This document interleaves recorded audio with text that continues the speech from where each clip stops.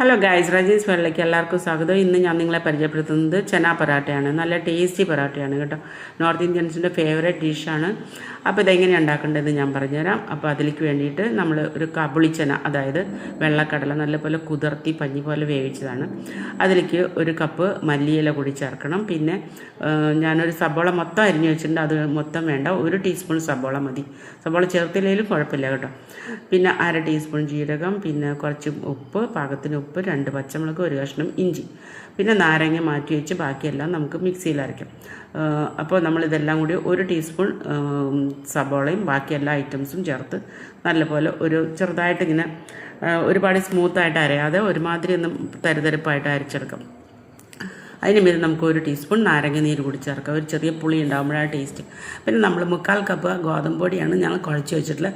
അതുകൊണ്ട് 4 കുഞ്ഞ് ഉരുളകളാക്കി 2 ചപ്പാത്തി നമ്മൾ ആദ്യം തന്നെ പരത്തിയെടുക്കുക.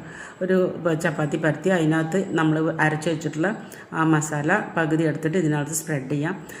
എന്നിട്ട് മറ്റേ ചപ്പാത്തീൻ്റെ മുകളിൽ കമത്തി വെച്ച് നല്ലപോലെ എയറെല്ലാം കളഞ്ഞ് ചുറ്റിലും ഒന്ന് അടച്ച് ഒട്ടിച്ച് വയ്ക്കാം.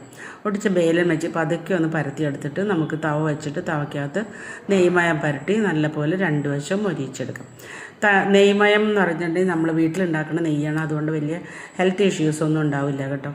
നെയ്മയം പറ്റി നല്ല ടേസ്റ്റാണ് നെയ്യിൽ മൊരിയിച്ചെടുത്താൽ.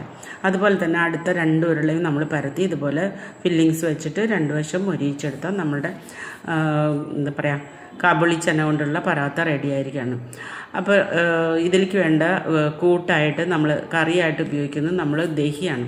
അതായത് തൈര്, പുളിയില്ലാത്ത തൈര് എടുത്ത് അതിൻ്റെ ഉപ്പിട്ട് ഇളക്കി യോജിപ്പിച്ചതിന് ശേഷം കുറച്ച് കാശ്മീരി ചില്ലി പൗഡറും പിന്നെ കുറച്ച് മല്ലിയില ഇട്ട് ഡെക്കറേറ്റ് ചെയ്ത് നല്ല ടേസ്റ്റാണ്. അടിപൊളി കോമ്പിനേഷനാണ് കേട്ടത്. അപ്പോൾ എല്ലാവരും എൻ്റെ ചാനൽ സബ്സ്ക്രൈബ് ചെയ്യാത്തവർ സബ്സ്ക്രൈബ് ചെയ്യുക, ബെല്ലൈക്കൺ ആകുമ്പോൾ ഷെയർ ചെയ്യാം. അപ്പോൾ ഇതുപോലെയുള്ള നല്ല നല്ല വീഡിയോസായിട്ട് ഇനിയും കാണുന്നതാണ്. അതുവരേക്ക് ബൈ.